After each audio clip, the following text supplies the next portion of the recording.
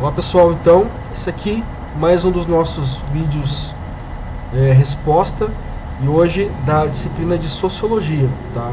Então aqui eu passei para vocês estas 10 questões e hoje eu vou ajudar vocês respondendo, sobretudo aqui as mais complicadas, tá? A primeira questão, ela pede uma definição de cultura.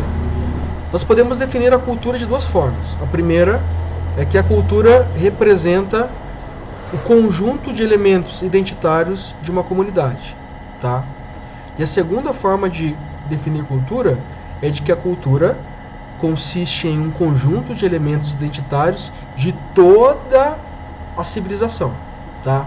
Por que existem essas duas formas de descrever o que é cultura? Porque a cultura ela pode ser entendida do ponto de vista local, é uma cultura dentro de um contexto, ou a cultura humana como um todo, tá? Questão 2. Explique em que consiste a antropologia. A antropologia é uma ciência que estuda o homem em relação à cultura, né? Anthropos, homem, logos, razão. Então, antropologia, estudo do homem. Só que não é do homem pura e simplesmente, é do homem em relação à cultura. Explique o que é o determinismo biológico, a questão 3. Determinismo biológico significa que parte de uma percepção de que o homem, ou os indivíduos biológicos, né, em diferentes espécies, são resultado de uma continuidade gênica transmitida por meio dos elementos genéticos, por meio da relação ali sexual de transmissão de genes. Tá? Então as nossas características comportamentais elas teriam alguma relação com herança genética. Claro que isso, nós vamos ver daqui a pouco ali, não é tão absoluto, tá? Questão 4.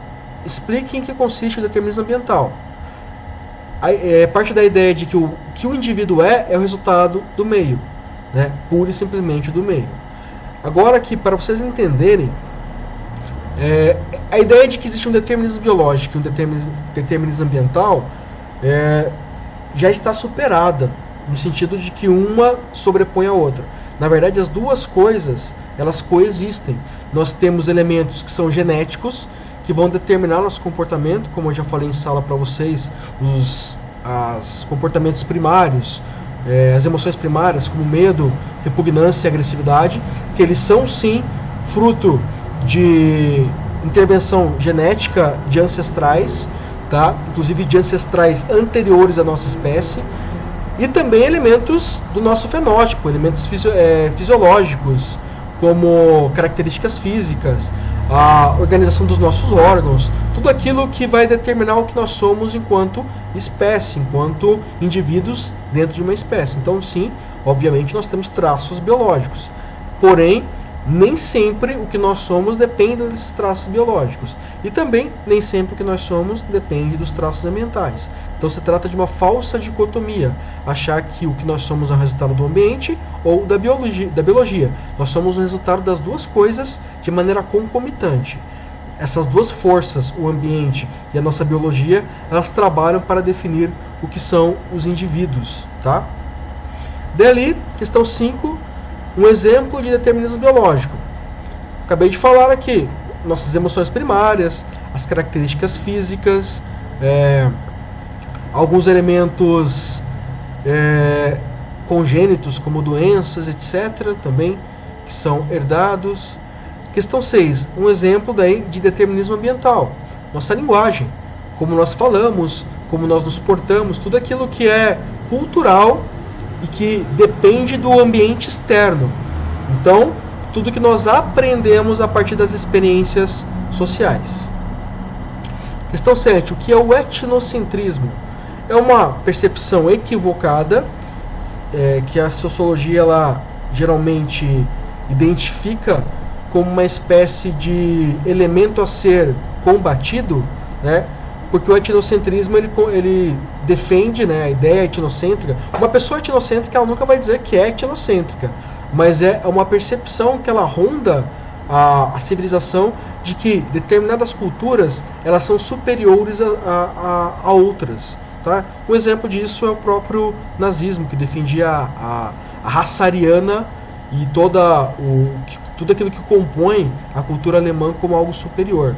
Ou mesmo os europeus que, ao chegarem nas Américas, vão impor a cultura europeia, como os jesuítas fizeram aos indígenas, né? Que nem a própria ideia de chamar os índios de índios é uma ideia etnocêntrica, porque eles não eram índios, eles tinham suas próprias culturas, seus próprios grupos, né? Então, tupis guaranis, tupinambás, nós chamamos eles de índios e nós utilizamos ainda o elemento índio como uma expressão etnocêntrica que vem da cultura eurocêntrica. Então isso já é um exemplo de que o etnocentrismo ele nos ronda. Inclusive, eu, professor, na minha prática pedagógica, porque é muito mais fácil eu falar que nós temos índios aqui nas Américas pré-colombianas do que falar de cada uma das civilizações, porque é mais pedagógico, porque não tem que ficar diferenciando todas as civilizações, e foram muitas que existiram aqui antes dos europeus. Então o etnocentrismo é essa ideia de que as culturas elas têm gradações hierárquicas. Na verdade isso é um equívoco, tá? Do ponto de vista sociológico e histórico. Mas é interessante nós sabermos o que é o etnocentrismo. 8. Como o etnocentrismo se relaciona com aspectos ambientais de uma cultura? Basicamente você reproduz o etnocentrismo. Então, uma vez que você está em uma cultura, se esta cultura ela prega a ideia de que ela é superior a outras, você provavelmente vai reproduzir. Então, se você faz parte desse ambiente, a chance de você reproduzir isso é gigantesca. Eu posso dar outros exemplos aqui também de relação com o ambiente e o etnocentrismo. A própria adaptação que grupos têm em relação a culturas que se chocam com elas. Então, por exemplo, uma cultura que não tem acesso à tecnologia, que ela recebe essa tecnologia e ela passa a se adaptar a essa tecnologia. Então é um exemplo também de que uma percepção etnocêntrica externa ela vai influenciar de alguma forma, tá? Aqui nesse exemplo, no último exemplo que eu dei, vocês podem entender que não é necessariamente ruim isso, mas se eu colocar do ponto de vista que eu estou dominando alguém que deve ser dominado, pode ser sim etnocêntrico, tá? Questão 9. Segundo o psicólogo evolucionista Steven Pinker, que aparece bem ali no início da apostila de vocês, nesse primeiro bimestre, né, no material desse primeiro bimestre, Steven Pinker é um psicólogo evolucionista, ainda vivo, né, produzindo, que estuda muito essa relação entre cognição, cultura e comportamento, tá? Então ali, segundo o psicólogo evolucionista Steven Pinker, o embate entre ambiente versus natureza se trata de uma falsa dicotomia, como nós falamos aqui. Inclusive eu estou replicando essa concepção dele. A partir dessa informação, explique em que consiste este equívoco.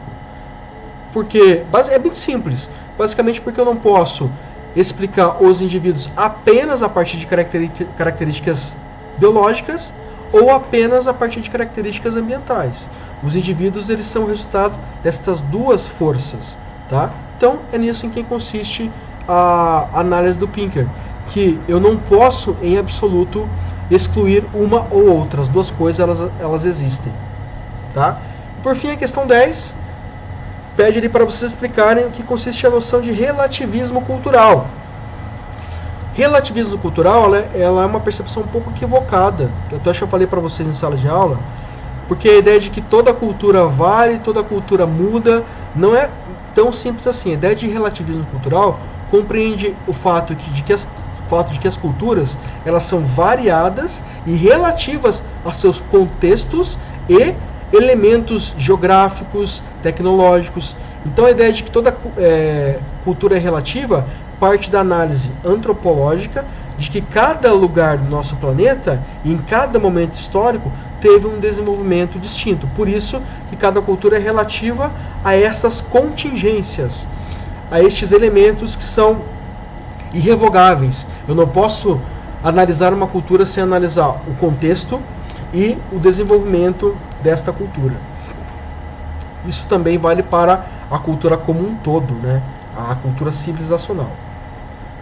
Beleza, pessoal? Acho que é isso. Espero que tenha ajudado. Não deixem de estudar e não deixem também de ler a apostila de vocês para fazer a avaliação. Ok? Então, até a próxima. Um abraço.